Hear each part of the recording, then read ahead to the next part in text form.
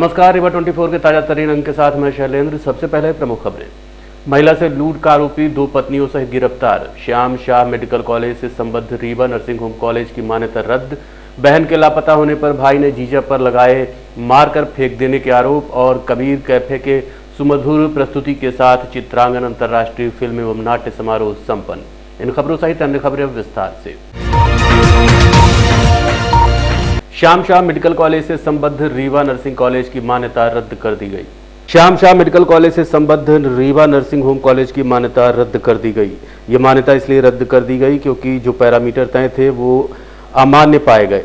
गत माह सीबीआई ने जांच की तो भवन, क्लासरूम, लाइब्रेरी, छात्रावास न मिलने से रिपोर्ट नेगेटिव आई और मान्यता रद्द कर दी गई, जिसके चलते अब यहाँ पढ़ने वाले छात्राओं का भविष्य अधर पर लटक गया है। सबसे बड़े दुख की बात तो यह है कि स्वास्थ्य मंत्री के विधानसभा क्षेत्र में संचालित नर्सिंग कॉलेज की मान्यता सिर्फ इसलिए रद्द हो गई क्योंकि भवन विहीन था, क्लासरूम नहीं थे, छात्रावास नहीं था, लाइब्रेरी नहीं थे, जबकि आए दिन स्वास्थ्य मंत्री श्याम शाह मेडिकल कॉलेज के विकास की बात करते दिखाई देते हैं। रीवा की शासकीय जमीन पर सैकड़ों बिल्डिंग तैयार हो गई, लेकिन शासकीय नर्सिंग कॉलेज के लिए एक भी बिल्डिंग नहीं मिल पाई।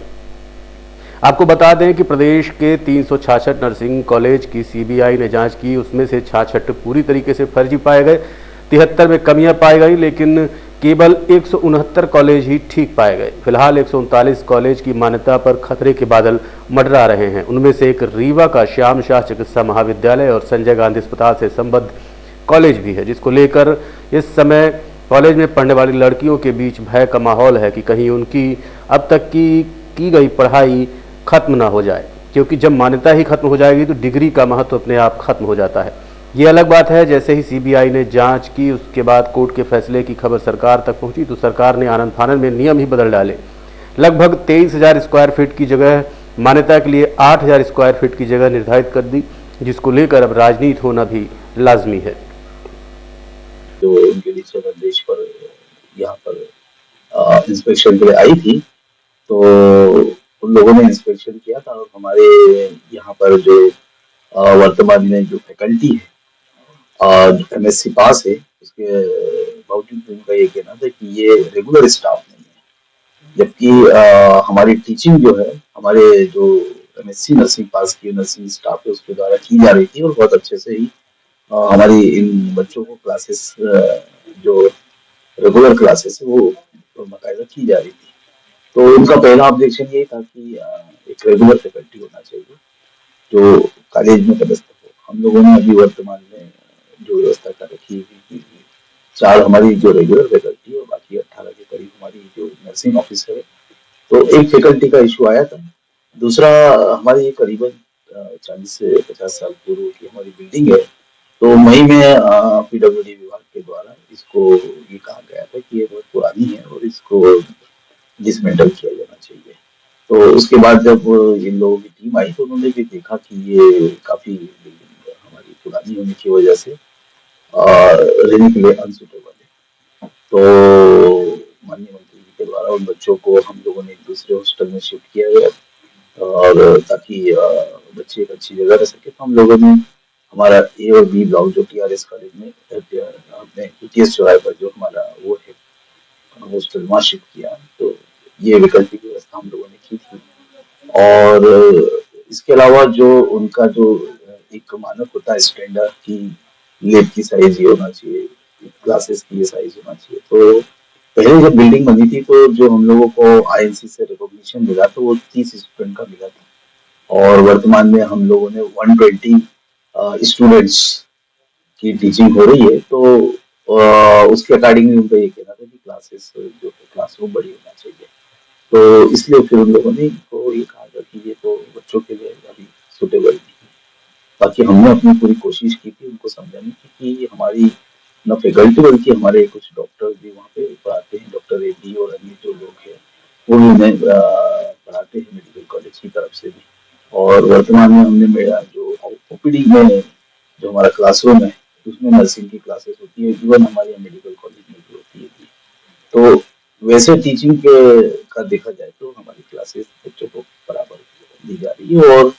और मैं कहूँगा कि जो बाकी प्राइवेट मेडिकल कॉलेज की तुलना में हमारे यहाँ बच्चों को जो जी है बेड साइड, वो बाकी कॉलेजेस से भी बेहतर है, क्योंकि हमारे यहाँ 800 बेड का हॉस्पिटल और गायनी का डिपार्टमेंट, पीडियाट्रिक डिपार्टमेंट में इन लोगों की दिन में भी और रात में भी ड्यूटी है, बच्चे करते हैं, तो सीखने को यहाँ काफी है। तो ऐसा नहीं है कि हमारे यहाँ पर काफी कमी है, केवल बिल्डिंग पुरानी थी और मानक के हिसाब से जो जितने स्पेस में जो लैब्स और क्लासेस होना चाहिए उसकी कमी है, लेकिन कुछ ही दिनों में हम लोगों को फंड प्राप्त होगा और अभी सामान्य परिषद की बैठक में भी इस पर चर्चा हुई है। तो उसमें हमको शासन से जो पूर्व में 10 करोड़ की ही प्राप्ति होना थी कॉलेज को, तो माननीय मंत्री जी के द्वारा ही 14 करोड़ से ऊपर की तरफ इसको ले जाया जा रहा है और कुछ ही समय बाद हम देखेंगे कि एक नया नर्सिंग कॉलेज यहाँ तैयार होगा और हम 120 या 150 200 बच्चों को भी यहाँ पढ़ाने की सुविधा हम बढ़ाने की पूरी कोशिश करेंगे। सर परीक्षाएं होंगी है, तो ऐसे में कैसे चीजें होंगी? छात्रों की परीक्षाएं तो क्या आयोग घोषित हो गया, तो क्या चीजें हो पाएंगी? नहीं, वो तो अभी ये जो बैच आ चुकी है, इस पर तो ऐसा नहीं होना चाहिए कि जो एक निरंतर महिला के लापता होने पर उसके परिजनों ने महिला के पति पर ही गायब करने के आरोप लगाए हैं। रामपुर बघेलान से आए रहीस सिंह ने बताया कि उनकी बहन का विवाह 10 साल पहले 2014 में कुलदीप सिंह से हुआ था, जिसके पिता हरचरण सिंह रीवा के रहने वाले हैं। शादी के कुछ दिन बाद से ही उनकी बहन को उनके जीजा मारने लगे थे। बीच में एक बार मारपीट के कारण बहन को घर ले आए थे। लगभग 2 साल के बाद समझौता हुआ और फिर दोबारा ससुराल गई। 22 तारीख को रात 8 बजे उसके जीजा ने पड़ोसी से मां को फोन पर बताया कि तुम्हारी बेटी कहीं चली गई है। रईस ने बताया कि उसके जीजा ने उनकी बहन के ऊपर गलत इल्जाम लगाए हैं कि वो और किसी से बात करती है, जबकि बहन का मोबाइल उसी के बिस्तर के नीचे मिला। उन्होंने बताया कि उन्हें शंका है कि उनके जीजा ने ही बहन को मारकर फेंक दिया है। वहीं पुलिस द्वारा कोई भी कार्रवाई न किए जाने का आरोप भी महिला के परिजनों ने लगाया है। उन्होंने कहा कि सादे कागज में रिपोर्ट लिखी गई है, लेकिन FIR रजिस्टर में दर्ज नहीं की गई है और न ही कोई कार्रवाई की गई। दीदी की सुबह आए हैं 22 तारीख से 8 बजे कॉल गया यहाँ से कि दीदी आपकी नहीं है, तो हम लोग फिर 23 तारीख को यहाँ आए तो रिपोर्ट नहीं लिख रही है हम लोगों की। क्या घटना? वो मारा है दीदी को, जीजा मारा है, तो बोल रहा था नहीं कि दीदी नहीं है। कौन किया? फोन वही जीजा किया था। किरायादार कैसे? मम्मी क्या में, तो हम लोग शादी में थे, तो मम्मी हम लोगों को रात में बताई फोन गया तो ऐसा है, तो मम्मी लोग रात के आई उस दिन, तो नहीं हुई रिपोर्ट है। फिर कल भी हम लोग आए, कोई रिपोर्ट नहीं, कारा कागज में एक लिखा गया, कोई इसमें सबूत हम लोगों को नहीं मिला। वो क्या बोलता है कि दूसरे से बात करती तो दूसरी जगह भाग गई हो। अब मोबाइल था, मोबाइल बोले कल की वो लेके गई, आज सुबह थाना गया यहाँ से, बोले मोबाइल बेड के नीचे मिला हुआ है, वही मोबाइल सादा मोबाइल था उसका। वो पहले भी दीदी को 10 साल हुआ शादी हुए। शादी कब किए थे, कहाँ किए थे? 2014 में थी ना शादी दीदी की, 2014 में किए थे। कहाँ किए थे? जमुना के हम, ये रीवा बारा जी। क्या नाम लड़के का? दीदी का लड़की क्या नाम है? कुलदीप सिंह। पिताजी उसके क्या नाम? पिताजी का हरचरण सिंह। शादी आपको क्या शंका हमको लगता कि मार के फेंक दिए हैं दीदी को। ये लगभग मतलब शादी के कुछ महीनों बाद से मारना चालू हो गया था। एक बार ऐसे और हुआ था, केस एक बार और हुआ था, तो फिर नहीं भेजे थे 1-2 साल, फिर यहीं से गए तो समझौता हो गया था, बोले वैसा कुछ नहीं होगा नहीं, तो भेज दिए थे हम लोग। फिर हो गया बीच में ऐसे थोड़ा बहुत, तो सहती रह गई हो, मारते थे। अभी शादी जो बर्थडे था भाई के यहाँ, तो वहां भी आए हम लोग, तो हम लोगों को नहीं भेजा 10 फरवरी को नहीं, ऐसे मारता रह गया। अभी 22 तारीख को मारा। छोटी वाली लड़की बता रही थी वो कि पापा मारे हैं, कान फाड़ डाले हैं, पूरे बाल वोल उसका नोच डाले हैं। थाने तो लगातार आ रहे हैं, क्या कार्रवाई हुई? कार्रवाई कुछ नहीं हुई सर, कोई कार्रवाई नहीं हो रही है। टीआई साहब से बात हुई? टीआई साहब से बात नहीं हुई सर, कल मिले थे टीआई साहब, कुछ हुआ नहीं, एक करें कुछ नहीं हो रहा सर। पूरा कागज में रिपोर्ट बना के दिए। क्या नाम है आपका? रहीस सिंह। घोघर मोहल्ले में सोने आवाज से चोरों ने 1 लाख नकद और सोने का जेवर पार कर दिया। रीवा के घोघर मोहल्ले में सोने आवाज से चोरों ने 1 लाख की नकदी सहित सोने के जेवर पार कर दिए। मकान मालिक ने बताया कि उस वक्त वो दुकान में थे और परिवार के अन्य लोग भी अपने अपने काम में थे। पत्नी मायके गई थी, इसी बीच किसी ने उनके घर के दरवाजे तोड़कर हाथ साफ कर दिया। उन्होंने कहा कि संभव है जिसे जानकारी रही हो कि इस वक्त घर में कोई नहीं, उसी ने चोरी की हो। सर चोरी हुई है कल मेरे घर पे। कहाँ पे घर था ये? ये घूगर में है, मरकज मस्जिद के बगल में। वहाँ चोरी हुई है रात के वक्त, मतलब ज्यादा रात नहीं थी, 9 से लेके 11 के बीच में ही चोरी हुई है। मैं दुकान में था, घर में कोई नहीं था, तब चोरी हुई है। क्या क्या चला गया? 1 लाख रुपए नगद था और सोने के आइटम थे मेरे वाइफ के, वो गए हैं। उस घर में कौन कौन था? घर में उस समय कोई नहीं था सर, घर खाली रहता। वाइफ मेरी मायके में थी, घर में मैं था और पिताजी है, तो सब अपने काम में थे। और जब लौटा हूँ मैं 11 बजे, 11:30 बजे घर गया हूँ, तो मेरा ताला जो है बाहर से टूटा हुआ था, मेरे रूम का ऊपर का। नीचे के रूम में कुछ नहीं हुआ था, ऊपर के रूम में ताला टूटा हुआ था। और जब उधर से भाई को भेजा हूँ, पीछे से वो दरवाजा खोला है तो अलमारी वलमारी सब खुली हुई पड़ी थी मेरी। कितने की चोरी हुई है? लगभग 1 लाख रुपए नगद थे और सोने के 4-5 आइटम थे। 3 अंगूठी थी, चेन थी, कान की झुमकी थी। किसी पे शक? नहीं, शक तो किसी पे अब शक करें, क्या बता दें कैसे। चोरी तो जानकारी किया है, जो जानता होगा वही चोरी किया है। अवैध रूप से संचालित आरा मशीन के विरुद्ध चाकघाट वन विभाग टीम ने कार्रवाई की है।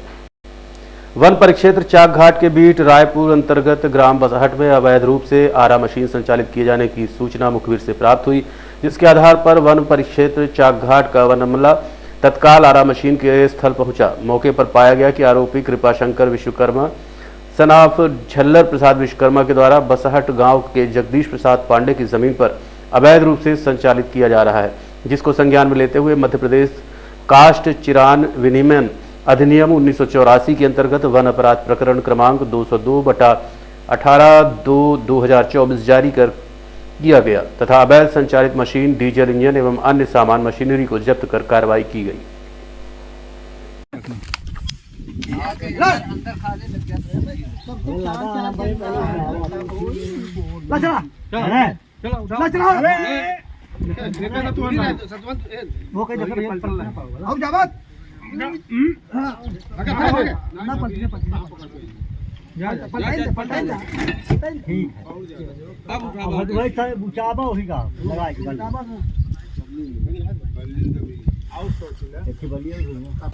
मत कर माया का अभिमान। कबीर कैफे की सुमधुर प्रस्तुति के साथ चित्रांगन अंतर्राष्ट्रीय फिल्म एवं नाट्य समारोह संपन्न हो गया। चित्रांगन फिल्म एवं नाट्य समारोह के अंतिम शाम कबीर कैफे की टीम ने अपनी गायकी से दर्शकों को सम्मोहित कर लिया। रंग उत्सव नाट्य समिति द्वारा आयोजित चित्रांगन महोत्सव में 3 दिनों तक रीवा शहर का कृष्णा राज कपूर ऑडिटोरियम कला कुंभ का केंद्र बना रहा। बॉलीवुड के सुप्रसिद्ध अभिनेता कुमुद मिश्रा, सुब्रज्योति बरात के सधे अभिनय से तैयार नाटक पुराने चावल से शुरू होकर कबीर गायन, मत कर माया का मोह तक सभी प्रस्तुतियां काबिले तारीफ रहीं। रंगोत्सव सांस्कृतिक समिति के संयोजन में आयोजित चतुर्थ चित्रांगन अंतर्राष्ट्रीय फिल्म एवं नाट्य समारोह में अंतिम दिवस फिल्मों का भी प्रदर्शन हुआ। रीवा के रंगकर्म में श्री हरिकृष्ण खत्री के इस अमूल्य योगदान को देखते हुए और उनको रीवा के रंगकर्म का पितृ पुरुष समझते हुए उनके नाम पर इस रंग उत्सव समिति ने श्री हरिकृष्ण खत्री स्मृति कला सम्मान की स्थापना की है, जिसे प्रतिवर्ष राष्ट्रीय स्तर पर चुने गए एक उच्च स्तरीय कलाकार या रंगकर्म से जुड़े व्यक्तित्व को प्रदान किया जाएगा। वर्ष 2024 में पहला हरिकृष्ण खत्री स्मृति कला सम्मान राष्ट्रीय स्तर पर प्रतिष्ठित सुप्रसिद्ध रंगकर्मी और फिल्म अभिनेता श्री टीकम जोशी को दिया गया। चित्रांगन अंतर्राष्ट्रीय फिल्म एवं नाट्य महोत्सव में अंतिम दिवस अतिथि के रूप में मध्य प्रदेश के उप मुख्यमंत्री राजेंद्र शुक्ल, नगर निगम रीवा के अध्यक्ष वेंकटेश पांडे, पूर्व अध्यक्ष लघु उद्योग निगम अखंड प्रताप सिंह, कमिश्नर नगर निगम संस्कृति जैन, मध्य प्रदेश नाट्य विद्यालय के निदेशक टीकम जोशी, रंग निर्देशक आनंद मिश्रा, जयराम शुक्ल, डॉक्टर सूर्य प्रकाश, योगेश त्रिपाठी, विभू सूरी, दिव्यांशु गौतम, शैलेंद्र द्विवेदी उपस्थित रहे। मैं बहुत ही अच्छा नाटक का मंचन हुआ इस अवसर पर उपस्थित हमारे के सांसद आदरणीय जनार्दन मिश्रा जी, अर्जुन द्विवेदी जी जो बॉलीवुड में रीवा का नाम रोशन कर रहे हैं, आदरणीय योगेश त्रिपाठी जी जिन्होंने प्ले को लिखा, अंकित मिश्रा जिन्होंने डायरेक्शन दिया, शुभम पांडे जी जो सारा अरेंजमेंट करने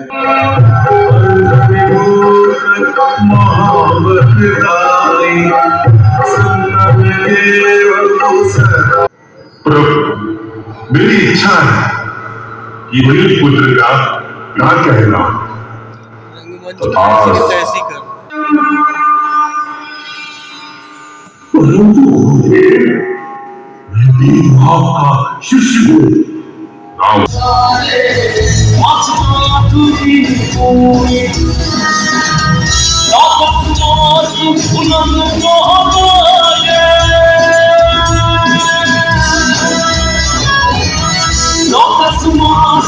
आगमन के पश्चात हम आज के इस देखते रहिए Rewa 24 news city cable network. मिलते हैं इस छोटे से ब्रेक के बाद।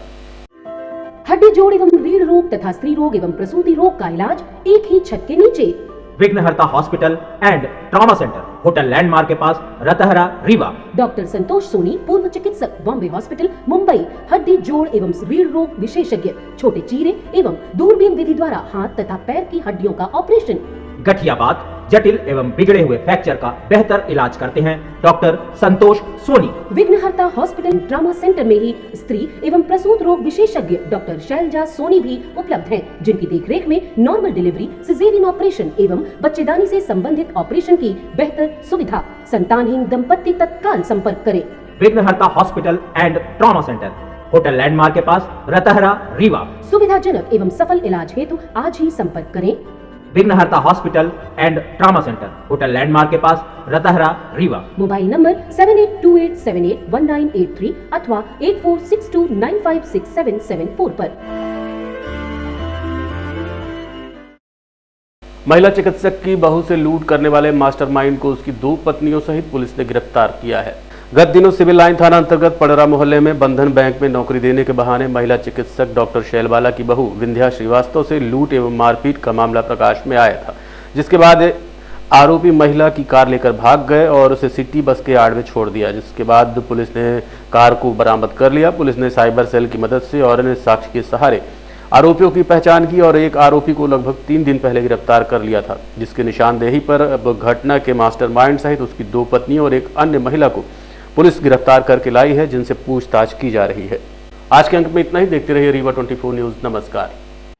Pentium point group of institutions, a key to success. जी हाँ, pentium point group of institutions, जहाँ पर आपको मिलते हैं BA LLB 5 year full time programme, LLB 3 year full time programme, bar council of India से मान्यता प्राप्त हैं। MBA के 2 year full time programme AICTE new Delhi से मान्यता प्राप्त हैं। Pentium point college of pharmacy, T pharma 2 year full time programme, PCI New Delhi द्वारा मान्यता प्राप्त। पेंटियम पॉइंट टेक्निकल कॉलेज में स्नातक व स्नातकोत्तर की सभी पाठ्यक्रम संचालित हैं, जिनमें प्रवेश प्रारंभ है। हमारा कॉलेज कोड है P500। याद रखिए, सामान्य वर्ग BPL कार्ड धारकों को शिक्षण शुल्क में छूट व SC ST OBC छात्रों को मध्य प्रदेश शासन की नियमानुसार छात्रवृत्ति। आप संपर्क कर सकते हैं हमारे हेड ऑफिस में, जो है हेडगेवार नगर, रेडियो कॉलोनी के सामने, रीवा, और कॉलेज कैंपस में, जो है करहिया सिमरिया रोड और हरदी सिमरिया रोड, रीवा में।